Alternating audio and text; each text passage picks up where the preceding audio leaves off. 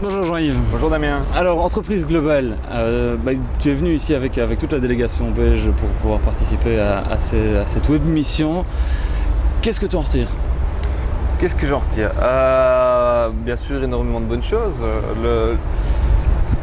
Que dire? Donc il y avait plusieurs aspects, c'était un challenge quand même de pouvoir se dire qu'on pouvait réunir 15 personnes de façon très rapide en quelques semaines pour participer à un déplacement qui n'est quand même pas banal. On a fait 13 ou 14 000 km pour rencontrer les personnes qui sont à la pointe de ce qui se fait dans le domaine des réseaux, dans le domaine de l'internet aujourd'hui, qui ont une longueur d'avance sur toute une série de choses et qui sont ceux aussi sur lesquels demain va se greffer toute une panoplie de nouveaux services et finalement de nouveaux métiers.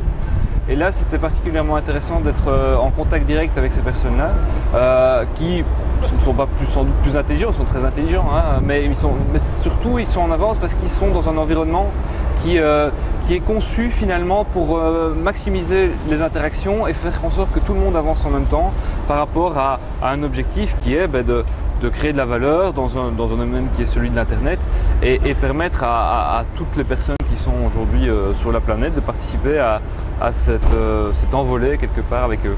Alors ça, c'est un truc qui est vachement important dans le cadre de ce que toi tu fais, le think tank que tu as créé, Entreprise Globale. En termes d'innovation, là, tu as eu l'occasion de rencontrer des gens quand même vachement importants. D'une manière générale, dans les grandes lignes, qu'est-ce qui te semble être différent ici par rapport à chez nous? Par rapport à l'innovation? Ouais. Je crois qu'ils sont en avance. Ils sont en avance, ils ont compris que l'innovation venait des personnes quelque part de la base, des entrepreneurs. Un entrepreneur qui a travaillé un certain temps dans une grande entreprise ou dans un domaine particulier, souvent ce sont souvent des gens qui ont élaboré une vision pendant 2 ou 3 ans par rapport à des questions qui se posaient ou des manques qui existaient dans leur marché. Et alors s'ils ont eu de la chance, ils ont pu en parler à leur directeur ou à leur manager qui les a écoutés, qui a dit voilà, je te lance sur le projet et on va te donner tout le support nécessaire et la reconnaissance pour le mener toi-même et voir si ça aboutit.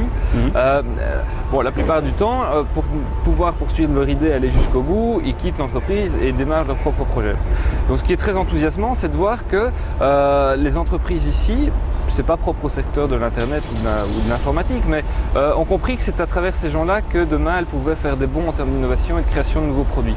On l'a vu, mais à de multiples reprises tout au long de ce séjour, ce sont des gens qui sont conscients que il faut être à l'affût et guetter les startups. Il y a une quantité d'événements où les startups ont l'occasion de se présenter, donc c'est très accessible finalement et c'est très transparent. Et il suffit de voir le nombre de représentants de grandes entreprises qui assistent à ces présentations de startups qui font parfois 1 ou 2 personnes, qui ont parfois seulement quelques mois, mais simplement parce que le succès dépend parfois simplement d'une vision et de la personnalité de la personne qui porte le projet. Très rapidement, il donne du crédit à ces innovations, à ces startups, en se disant là, c'est quelqu'un en qui j'ai envie de croire. Je trouve que sa vision des choses ou la construction intellectuelle qu'il a faite par rapport à son projet est intéressante. Je vais le suivre, je vais peut-être investir avec lui et demain, je vais peut-être le racheter. Alors ça, c'est valable pour les grandes boîtes, Google, BMW, qu'on a pu rencontrer notamment ici dans la Silicon Valley. Est-ce que c'est le genre de choses qui est possible pour une PME par exemple en Wallonie? Est-ce que ces mêmes processus-là sont adaptables chez nous? Totalement. Donc on assiste, c'était encore la couverture du magazine Wire de ce mois de juin ici, qu'on peut se procurer d'ailleurs, pas seulement en Californie, mais c'est de montrer effectivement qu'on entre dans des schémas où les entreprises deviennent vraiment des réseaux et des ensembles de communautés. Et pourquoi? Parce que simplement, grâce à ce mode de fonctionnement, elles innovent beaucoup plus vite. Et le proof of concept, on l'a vu en live ici de nouveau, c'est dans le monde du web où on voit que les bons en termes de qualité, il y a des progressions phénoménales par rapport à des nouveaux services qui n'étaient même pas imaginables il y a 2 ou 3 ans, avec une qualité aujourd'hui qui est permise même par rapport à simplement l'image, par rapport à la 3D, par rapport au son, par rapport à l'interaction instantanée avec les individus.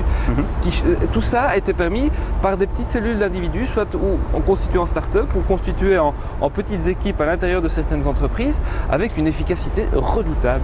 Et donc, à partir du moment où effectivement les entreprises de plus en plus, et on le voit par exemple dans le secteur pharmaceutique, où de plus en plus l'innovation, elle vient de petites entreprises de biotechnologie qui se constituent un peu sur le même modèle que dans l'Internet et qui finalement avancent dans une idée qu'elles expérimentent. Bon, elles prennent plus de risques, mais en même temps, quand leur vision, ou en tout cas le créneau qu'elles ont choisi s'avère payant ou se révèle effectivement avoir été le bon, alors le succès est phénoménal et ils sont achetés pour très cher et l'entreprise de son côté qui aura la chance de pouvoir mettre la main quelque part sur ce travail-là aura gagné finalement peut-être 3 ou 4 ans par rapport à un processus qu'elle aurait tenté vaille que vaille de mettre en place et finalement avec peu de chances d'y parvenir au final. Et de nouveau, le meilleur exemple ici, et c'était frappant et tout le monde en parlait, c'était Microsoft versus Google. La clé du succès, c'est quoi, en 2 mots? La clé du succès pour évoluer dans ce mode de pensée, ce mode de réseau, du leadership. C'est-à-dire que les managers de ces entreprises aujourd'hui doivent comprendre ces modes de fonctionnement, ne pas avoir peur et puis faire confiance. Faire confiance à la créativité des individus, faire confiance à la créativité, à l'innovation et à la volonté de créer des choses des gens qui sont peut-être simplement leurs salariés. D'entrer dans des modèles beaucoup plus ouverts et beaucoup plus où l'information et les contacts avec les personnes sont beaucoup plus fluides ou beaucoup plus simples, beaucoup moins formels, beaucoup moins codés. Parce que tout simplement, l'information et l'intuition, c'est quelque chose qui est éminemment humain et c'est dans les rapports humains que ça se crée, c'est dans les rapports humains qu'on entre dans des échanges vraiment fructueux et constructifs et c'est sans doute à ce niveau-là, et en particulier en Belgique, qu'il y a un gros travail à faire mais qui peut être formidablement payant, c'est de repenser un petit peu le mode de relation à l'intérieur de l'entreprise et de l'entreprise vis-à-vis aussi de l'extérieur, que ce soit justement les PME, que ce soit les individus qui sont simplement des porteurs de projets, avec une chance immense pour les PME, de nouveau, c'est de se dire qu'on les attend. Les grandes entreprises les attendent aujourd'hui pour qu'elles proposent des choses, qu'elles innovent avec elles. Ok, merci.